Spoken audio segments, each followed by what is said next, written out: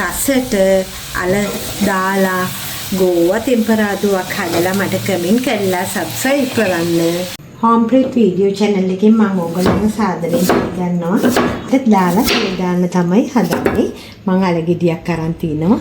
ගෝවා කොළ හොඳට හොදලා අරගෙන තිනවා. ලුණු අරන් තිනවා. අවුමිරිස් අරන් තිනවා. එහෙනම් බලමු ඉස්සෙල්ලා මම අලගෙඩිය රවුම් පෙති කපා ගත්තා. දැන් මම මේක දික් හැඩයට කපා ගන්න හදන්නේ. මේක හරි රසයි. ගෝවා නිකන් තෙල් දානවට වඩා අල දාලා තෙල් දාපුවම ඉතින් අපි බලමු ඉස්සෙල්ලාම අලගෙඩි කපාගෙන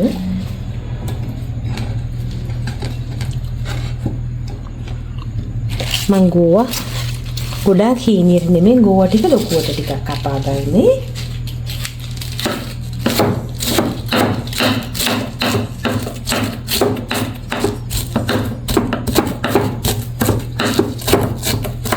මේක කෑලි මිරිස් දාලා තමයි මම තෙල් දාන්න හදන්නේ.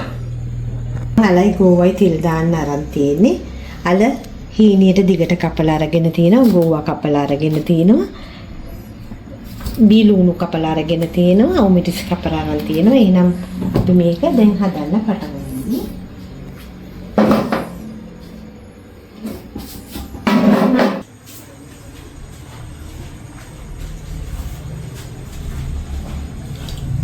තෙල් ටිකක් දැම්මා.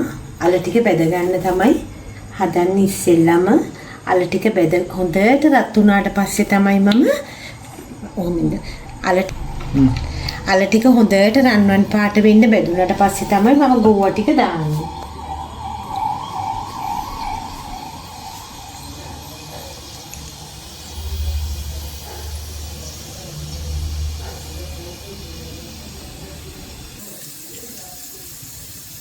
දැන් නම් තෙල් ටික රත් වෙගෙන එනවා. මම අල ටික දාන්න යන්නේ.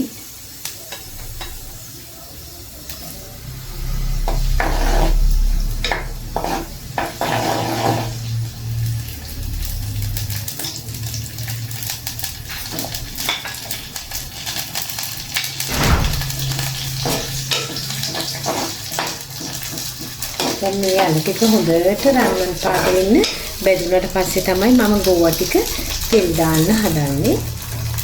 මෙහෙම ගෝවා තෙල් දාපුවම හරිය රසයි. මම මේකට කෑලි මිරිස් ටිකක් දානවා. මම මේ අල ටික හොඳට බෙදෙනකන් හිටියේ. මම මේක අමුවෙන් දැම්මනම් වෙන්නේ අල ටික තැම්බිලා විතරයි තියෙන්නේ. එතකොට ටක් ගාලා ගෝවා ටික දාපු ගමන් අල ටික පොඩි වෙලා යනවා. ඒ හන්ද තමයි මම අල ටික ටිකක් හොඳට කර වෙනකන් හිටියේ. දැන් මම මේකටම මිරිස් කෑලි ටිකකුත් දානවා.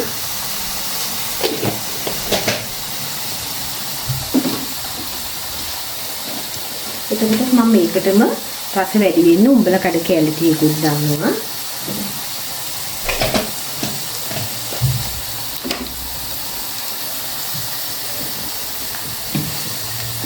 එතකොට මම මේකට තුණු කුඩු හැන්දකුත් දානවා. දැන් මම ඒක පොඩ්ඩක් හදගන්නවා.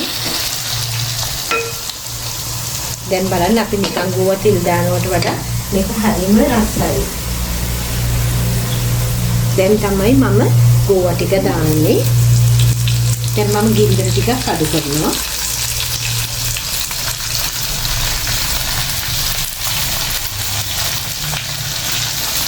ඊට පස්සේ මම අවුමිරිසුයි තක්කලි ලුණුයි ඒ පහේ ටික දානවා.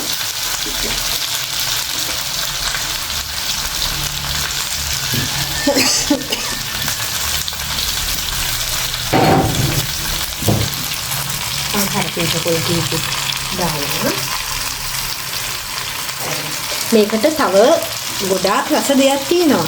මේකට බිත්තරයක් දැම්මම තව ගොඩාක් රසයි. දැන් මම ළඟ ගෙදර බිත්තර ඉවර වෙලා ඒක හන්දා බිත්තර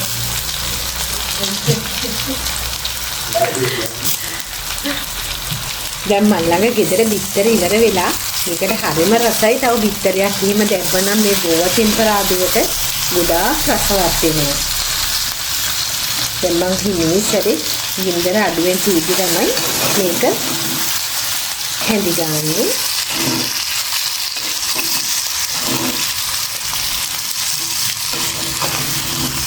ඇත්තම ගෝවා වගේ දේවල් හරියට මැල වෙනවා.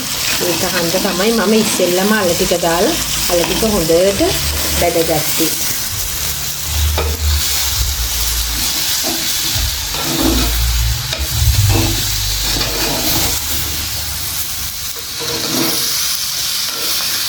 මේක තව මිදිස් පොඩ්ඩක් මදි. ඒනම් ගානට තියෙනවා.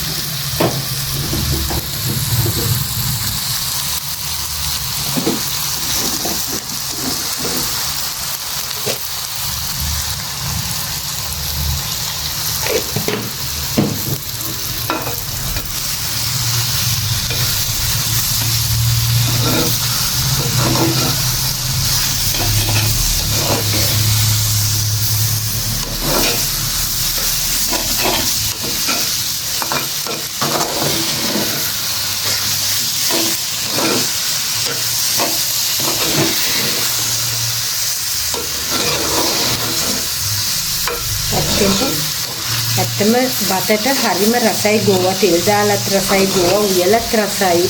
ඉතින් ගෝවා ගොඩාක් විවිධාකාර ලෙස අපි හදනවා ගෝවා මැල්ලුම හදනවා.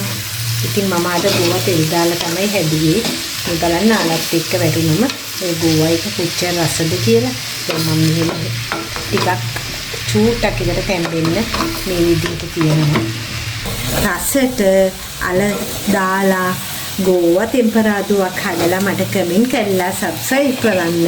යාපහු අලුත් වීඩියෝ එකකින් ඊළඟ දවසේ හමු වෙමු. මගේ වීඩියෝ එක බැලුවට ඕගලන්ට ගොඩාක් ස්තුතියි.